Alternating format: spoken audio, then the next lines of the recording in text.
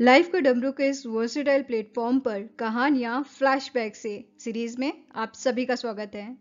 तो चलिए चलते हैं फ्लैशबैक में और पहुंचते हैं समय के उस अंतराल में जहां रविंद्रनाथ टैगोर जी ने सम्मान, अनुशासन, बलिदान और करुणा जैसे जीवन के महत्वपूर्ण मूल्यों को उजागर करती एक प्रेरक कहानी को लिखा, जिसका नाम है अनाधिकार प्रवेश। एक दिन प्रातः दो लड़कों ने सड़क पर खड़े खड़े आपस में एक मुश्किल काम के लिए शर्त लगा ली।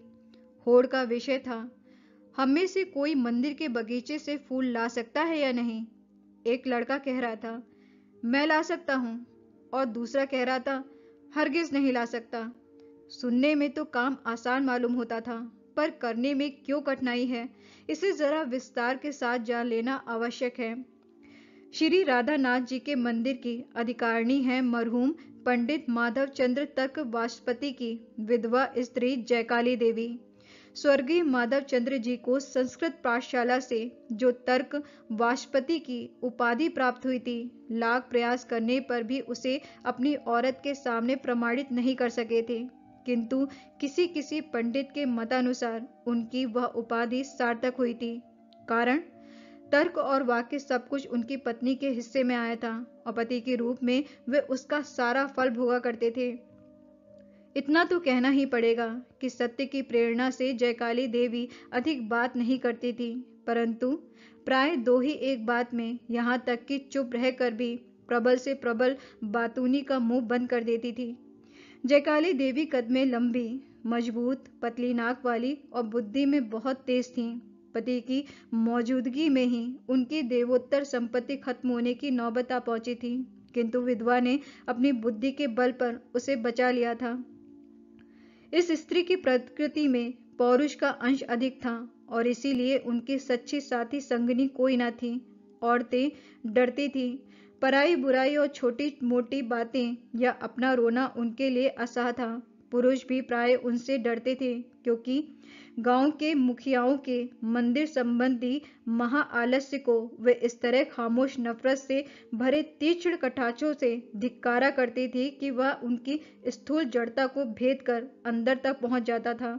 इस प्रौढ़ विधवा में दृढ़ता से नफरत करने और उस नफरत को दृढ़ता पूर्वक प्रकट करने की असाधारण क्षमता थी। न्याय में जिसे वे अपराधी ठहरा देती, उसे बात और बिना बात, भाव और भंगिमा में सब तरह से बिल्कुल जलाती चली जा सकती थी। गांव के प्रत्येक क्रियाकर्म में, सुख दुख में उनका उत्साहित हाथ बराबर कार्य किया करता था। सब जगह वे अपने लिए गौरव का स्थान बिना प्रयास के बहुत ही आसानी से प्राप्त कर लेती थी। जहां वे उपस्थित रहती, वहां वे ही सबके ऊपर प्रधान पद पर होती। इसमें खुद उन्हें अथवा उपस्थित किसी भी व्यक्ति के मन में संदेह होना असंभव था। रोगी की सेवा करने में सिद्धस्थ थी, किंतु रोगी उनसे यम के समान डरते थे। संयम या नियम में तनिक भी इधर उधर होते ही उनकी क्रोधाग्नि रोग के ताप से भी अधिक उत्तप्त होती, जिससे रोगी की दशा और भी विकृत हो जाती। यह दीर्घकाय जटिल विधवा विधाता के कठोर नियम दंड की तरह हमेशा गांव के माथे पर उद्दीप्त रहती थी। कोई भी उससे स्नेह या उसकी बुराई करने का साहस नहीं करता। गांव में सबके साथ उनका संबंध था, किंतु फिर भी वे नितांत अकेली थी। विधवा की कोई औलाद न थी। बिना माँ बाप के दो भतीजे उनके घर पले थे। कोई पुरुष अभिभावक के न होने से उन पर किसी तरह का शासन न था। फिर भी कोई यह नहीं कह सकता था कि स्नेह से अंधी बुआ के लाड़ प्यार से वे बिगड़े जा रहे थे। उनमें से बड़े की उम्र थी 18 वर्ष की। बीच बीच में उसकी सगाई की चर्चा छिड़ती थी और लड़का भी इस मामले में रुचि लेने लगा था, किंतु बुआ जी ने उसकी इस सुख वासना को कभी एक दिन के लिए भी पनपने नहीं दिया। दूसरी स्त्रियों की तरह किशोर नवदंपति का नया प्रणय दृश्य उनकी कल्पना में अत्यंत उपयुक्त और मनोरम प्रतीत नहीं होता था, बल्कि उनकी नजर में तो यह कल्पना ही अत्यंत शर्मनाक थी कि अनगृहस्थों की तरह उनका भतीजा भी आलस्य, विलास और पत्नी के प्रेम में पड़ा पड़ा पलता रहे। वे कठोरता के साथ कहा करती थी, पुलिन पहले रोजगार का आरंभ करे, तब उसकी शादी होगी। बुआ के मुंह से ऐसी कड़ी बात सुनकर पास पड़ोसियों के हृदय में पीड़ा उठ जाती थी। यह मंदिर ही जयकाली का सबसे बड़ा और प्यारा धन था। ठाकुर जी के शयन वासन स्नानाहार में तिल मात्र भी गलती नहीं हो पाती थी। पुजारी मंदिर के दो देवताओं की बनिस्बत इस मानवी से ही अधिकतर डरता था। पहले एक जमाना था जब देवता का प्राप्य निवाधि देवता को पूरा नहीं मिलता था। कारण पुजारी ब्राह्मण की एक और पूजा की मूर्ति गुप्त मंदिर में थी। उसका नाम था निस्तारिणी। गुप्त रूप से घी, दूध, मलाई, मिठाई आदि नैवेद्य स्वर्ग और नरक दो जगह बट जाया करता था। किंतु अब जयकाली के शासन में पूजा का 100% हिस्सा ठाकुर जी के ही भोग में काम आता है, तो उन देवताओं को जीविका के लिए दूसरी जगह शरण लेनी पड़ी है।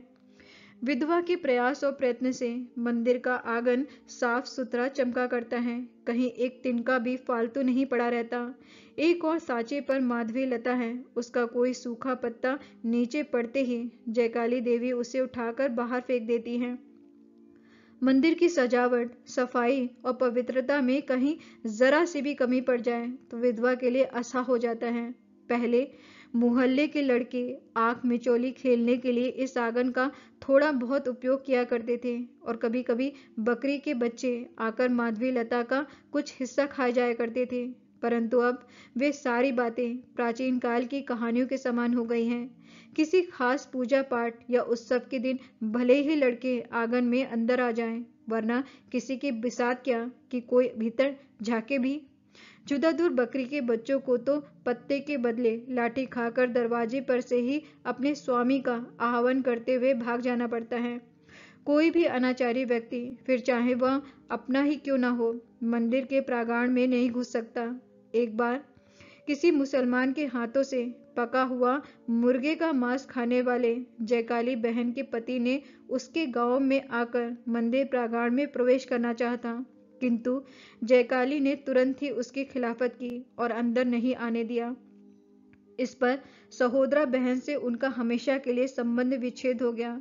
इस देवालय के संबंध में विधवा की ओर से इतनी ज्यादा अतिरिक्त आवश्यक सत्कर्ता थी कि जनसाधारण की नजर में वह निरा पाखंडी प्रतीत होता था। जयकाली और सब स्थान पर कठिन, कठोर, उन्नत और स्वतंत्र थी। सिर्फ इस मंदिर के आगे ही उन्होंने परिपूर्ण रूप से आत्मसमर्पण किया था। इस प्रतिमा के आगे वे एकांत रूप से जननी, पत्नी, दासी थी। उनके सामने वे सावधान, सुकोमल, सुंदर और संपूर्ण विनम्र थी। यह पत्थर का मंदिर और पाषाण की मूर्ति उनके निर्गुण नारी स्वभाव की एकमात्र चरितार्थ का विषय था। उनके लिए वही पति, वही पुत्र, वही दुनिया और वही सब कुछ था। इस कहानी को पढ़ने वाले समझ सकते हैं कि जो लड़का मंदिर के आंगन में जाकर फूल तोड़ने की होड़ लगा रहा था, उसकी हिम्मत की पराकाष्ठा थी। वह था जयकाली का छोटा भतीजा नलिन। वह अपनी बुआ को अच्छी तरह से जानता था, फिर भी उसकी आवारा प्रकृति बुआ के शासन के वश में नहीं आई थी। जहां मुसीबत होती वहीं उसका विशेष आकर्षण होता था और जहां शासन होता वहीं उसके उल्लंघन के लिए उसका हृदय चंचल हो उठता। सुनने में आता है बचपन में उसकी बुआ का स्वभाव भी कुछ ऐसा ही था। जयकाली देवी उस समय मात्र स्नेह मिश्रित भक्ति के साथ देवता की ओर एक नजर से देखती हुई दालान में बैठी माला जप रही थी। लड़का पैर दबाए चुपचाप पीछे से आकर आंगन में खड़ा हो गया। देखा कि नीचे की शाखाओं में फूल नहीं है, पूजा के लिए तोड़ लिए गए हैं। तब वह धीरे धीरे बहुत ही सत्कर्ता के साथ माचे पर चढ़ा।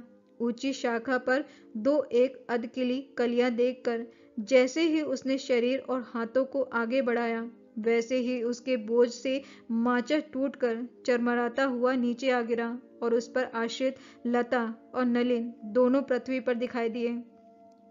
जयकाली देवी झपट कर उठी और दौड़ आई और अपने भतीजे की करतूत देखी। जोर से उसकी बाह पकड़कर उठाया। चोट काफी लगी थी, पर उस चोट को सजा नहीं कहा जा सकता था, क्योंकि वह अज्ञान जड़ की चोट थी। इसलिए ऊपर से गिरे हुए बालक के घायल शरीर पर जयकाली देवी के सज्ञान सजीव हाथों की भरपूर मार पड़ने लगी। लड़के ने एक बूंद भी आंसू न गिराकर चुपचाप सबको सह लिया। फिर उसकी बुआ घसीट कर भीतर ले गईं और उसे कोठरी में बंद कर दिया।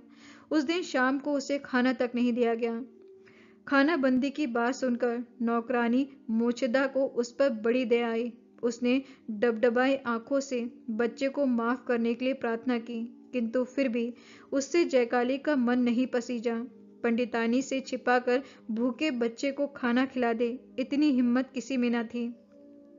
आदमी बुलाकर पुनः माचा ठीक करने के लिए कहकर वे फिर माला लेकर दलान में बैठ गई। मोचदा फिर कुछ देर बाद डरती हुई उनके पास पहुंची और बोली, दीदी जी, लल्ला भूखे मारे रो रहे हैं, उनके लिए थोड़ा सा दूध पहुंचा दूं? जयकाली देवी ने बिना बेचैनी के दृढ़ता के साथ कहा, नहीं। पास की कोठरी में नलिन का करुण क्रदन क्रमशः क्रोध की गर्जन के रूप में परिणित हो रहा था। आखिर में बहुत देर बाद उसकी व्याकुलता का धीमा उच्छ्वास रह रहकर पूजा में बैठी हुई बुआ के कानों में ध्वनित होने लगा। नलिन का क्रदन अब धीमा होकर थमने लगा था कि इतने में एक और जीव की भय से व्याकुल करुण चीख सुनाई देने लगी और उसके साथ ही दूर से उसका पीछा करने वाले आदमियों के शोरगुल ने मंदिर के सामने वाले रास्ते में आकर अनोखा रूप धारण कर लिया। अचानक आंगन में किसी के पैरों की आहट सुनाई दी। जयकाली देवी ने पीछे मुड़कर देखा। जमीन पर गिरी हुई माधवी लता हिल रही है। उन्होंने गुस्से के साथ आवाज दी, नलिन। किसी ने जवाब नहीं दिया। समझ लिया कि जिद्दी नलिन कोठरी से किसी तरह निकलकर फिर उन्हें गुस्सा दिलाने आया है। तब बहुत ही कठोरता से होठ चबाती हुई विधवा आंगन में उतर आई। लता कुंज के पास जाकर फिर आवाज दी, नलिन। कोई जवाब नहीं मिला। झाड़ी उठाकर देखा तो एक बहुत ही गंदा सुअर प्राणों के डर से जान बचाने के लिए उसमें आ छिपा है। विधवा का जो लता वितान इस ईंट की दीवार के भीतर साक्षात वृंदावन का ही संचित्र प्रतिरूप था, जिसकी खिली हुई कलियों का सौरभ गोप गोपियों की खुशबूदार निश्वास की याद दिलाता था और कालिंदी तीर के सुख विहार के सौंदर्य स्वप्न को देता था। विधवा की उसी जानों से भी ज्यादा प्यारी सुपवित्र नंद भूमि में सहसा ऐसी विभत्स दुर्घटना हो गई। पुजारी ब्राह्मण लाठी हाथ में लिए हुए दौड़ा आया। जयकाली देवी ने हाथ उठाकर उसे मना कर दिया और जल्दी से आगे बढ़कर मंदिर का दरवाजा खोल दिया।